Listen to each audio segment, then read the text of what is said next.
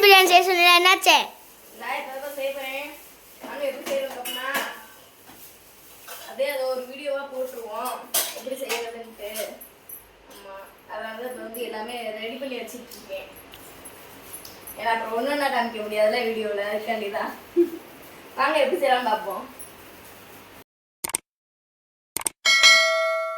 இப்போ வந்து இதுக்கு வந்து ஸ்பெஷலாக ஒரு மசாலா அரைச்சிக்கலாம். இது வந்து கல்பாசி, அப்புறம் வந்து கிராம்பு, இது வந்து பட்டை, அப்புறம் வந்து கசகசா, சோம்பு,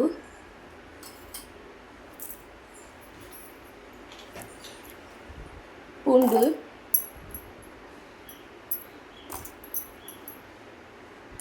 பச்சை மிளகாய் காரத்துக்கு. இது எல்லாத்தையும் நம்ம வந்து இப்போ குறகுறப்பாக அரைச்சிட்டு வந்துடலாம்.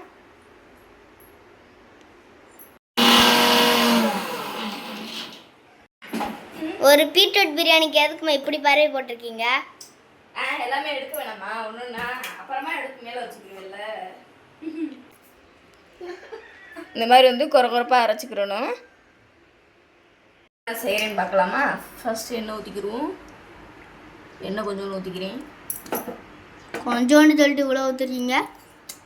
அப்புறம் எப்படி இருக்கும் அப்புறம் பிரியாணி வந்து எண்ணெய் இல்லாமல் ரொம்ப ட்ரையாக இருக்கும். அப்புறம் வந்து வாசத்துக்கு நெய் ஊற்றிக்கிடுவோம். 10 ரூபா பாக்கெட் வச்சு எண்ணெய் நெய்யும் ஊற்றுனது காஞ்சிருச்சு. இப்போ வந்து நம்ம வெங்காயத்தை ஃபஸ்ட்டு சேர்த்துக்கலாம்.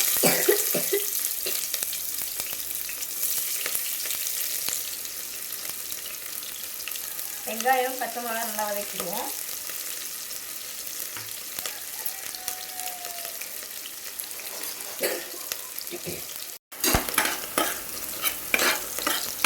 சொல்லாமல் என்னமோ பண்ணுறீங்களே. சொல்லாமல் என்ன பண்ணுறேன், வதக்கிக்கிட்டு இருக்கேன். வதக்கணும்ல, நம்ம பிரியாணிக்கு எப்படி வதக்குறோமோ அதுமாதிரி வதக்கணும்ல.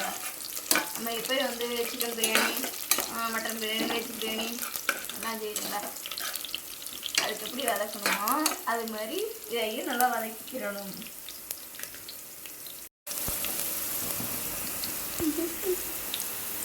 இப்போ வந்து பீட்ரூட்டை வந்து போட்டு தான் வதக்கிடுவோம். வெங்காயத்துக்கு அடுத்து பீட்ரூட்டு, வெங்காயம் பச்சை மிளகாய்க்கு அடுத்து பீட்ரூட் போட்டு வதக்கிடுவோம்.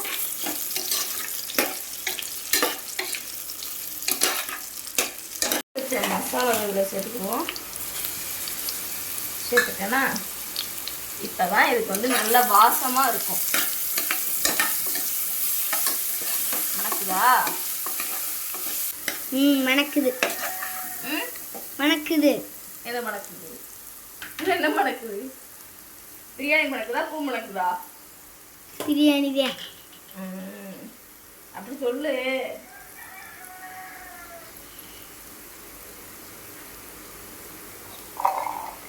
இது என்னது?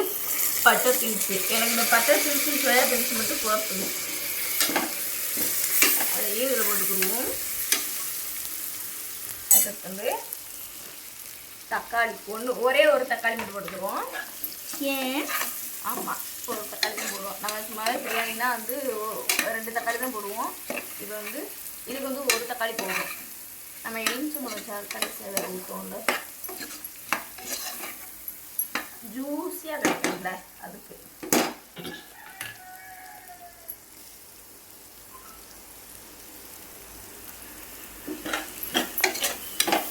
ஏச்சோ யாரும் அடிக்குது. இன்னைக்கு சமையலுக்கு வந்ததே லேட்டு. 81. இப்போ வந்து தயிர் ஊற்றிக்கிறேன். பாக்கெட் தயிர் இருந்துச்சு, பாக்கெட் தயிர் ஊற்றிக்கிறேன்.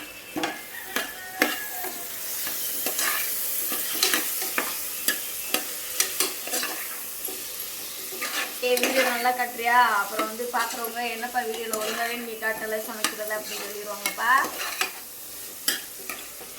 நல்லா தெரியுதா? தெரியுது. தெரியுது. சரி சரி.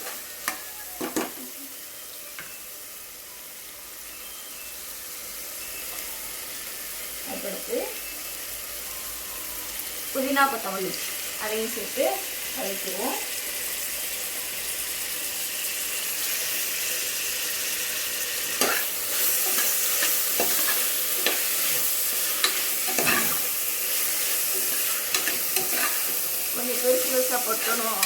மசாலா போட்டுக்கலாம். வந்து பிரியாணி தூள் போட்டுக்கிறேன்.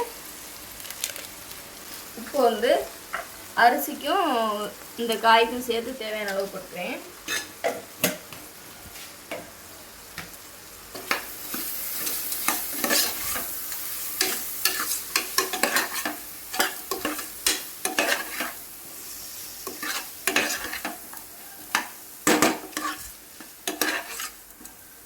நல்லா வந்து பீட்ரூட்லாம் வதங்கிடுச்சு. இப்போ வந்து நம்ம அரிசி வந்து நான் சீரக சம்பா அரிசி வந்து எடுத்து ஊற வச்சுருக்கேன்.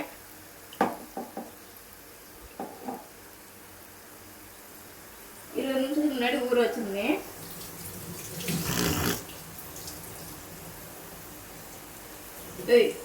அரிசியை காட்டுறா அப்போ அவங்க சொல்ல மாட்டாங்களா?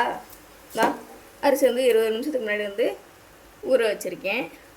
ஊற வச்சு வடிகட்டி எடுத்துட்டேன். இப்போ வந்து நம்ம இதில் சேர்த்துக்கலாம்.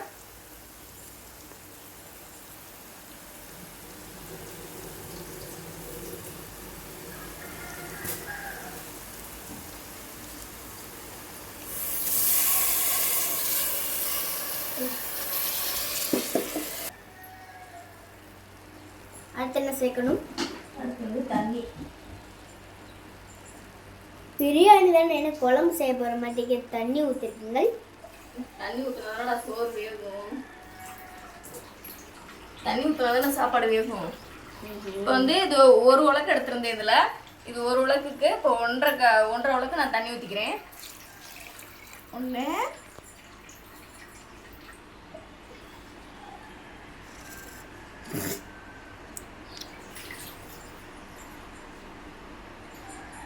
அரை ஒன்றரை வந்து உப்பு காரம்லாம் செக் பண்ணிக்கிடுவோம்.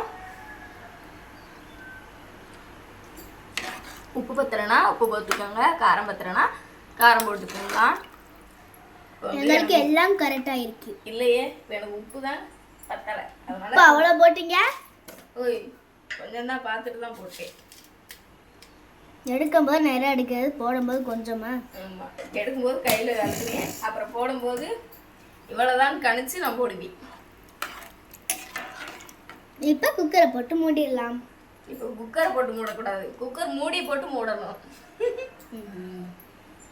லெமன் ஊற்றிக்கலாம். லெமன் விதையெல்லாம் எடுத்துட்டு லேசாக புளிஞ்சு விட்டுக்கிடுவோம். வெத்தனை இருந்துச்சுன்னா என்னமாகும்? கசக்கும், லைட் கசப்பாக தெரியும். இது விழுந்துருக்குமோ? ஏன் இல்லை தெரியுது, இல்லை அரிசி தான். ஒரு விசில் வர்ற வரைக்கும் மட்டும் வேக வச்சுக்கிடுவோம், இல்லைன்னா வந்து ரொம்ப குழஞ்சு போயிடும். இது ரெடி ஆயிடுச்சு பார்க்கலாமா?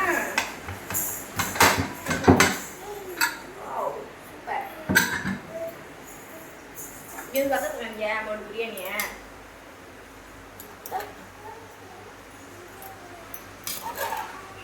எப்படி நல்லா இருக்கா? சூப்பராக இருக்கா? கலர்ஃபுல்லா நம்ம பீட்ரூட் பிரியாணி எப்படி இருக்கு? செம்மையாக இருக்குது. இந்த மாதிரி நீங்கள் வந்து வீட்டில் ட்ரை பண்ணி பாருங்க. ட்ரை பண்ணி பார்த்துட்டு கமெண்ட் பண்ணுங்கள்.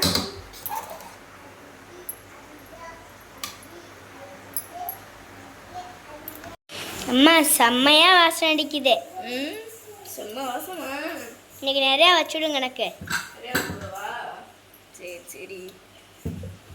இந்த வீடியோ பிடிச்சிருந்தா லைக் பண்ணுங்கள், ஷேர் பண்ணுங்கள், சப்ஸ்கிரைப் பண்ணுங்கள். மறக்காமல் ஆளுங்கிற பெல் பட்டனை கிளிக் பண்ண மறந்துடாதீங்க. ஜெகதீஷ் ஜெயா விலாக்ஸை சப்ஸ்கிரைப் பண்ணிக்கோங்க. தேங்க்யூ.